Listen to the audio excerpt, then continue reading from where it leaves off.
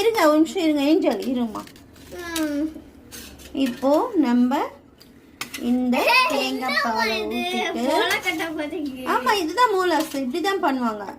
இத ஊத்திட்டு கடையில வைக்க சாப்பிட்டுக்கலாமே. குண்டு பையல எப்படி கோர்த்து விடுது பாரு. ஏய் சின்ன பையா. நெக்ஸ்ட் நம்ம வெள்ளை இது டாப்பிங்ஸ் போடுமா. இதுக்கு இதெல்லாம் கிடையாது. அவ்வளவுதான். சரி இப்போ நம்ம டேஸ்ட் பண்ண போறோம். நான் டேஸ்ட் பண்ணுவேன். நான் தான சின்ன பொண்ணு.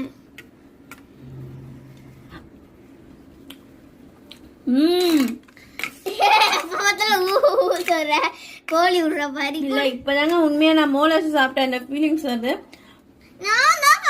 அதுக்கு முன்னாடி பச்சை மாவு ஏதோ சாப்பிட்ட மாதிரி எனக்கு கஷ்டமா இருந்துச்சு. இப்பதான் நம்ம ஷர்மா நகர்ல சாப்பிட்ற மோலாஸ் ஃபீலிங்ஸ் கொஞ்சம் எப்படி இருக்கு? சூப்பர் சூப்பரா.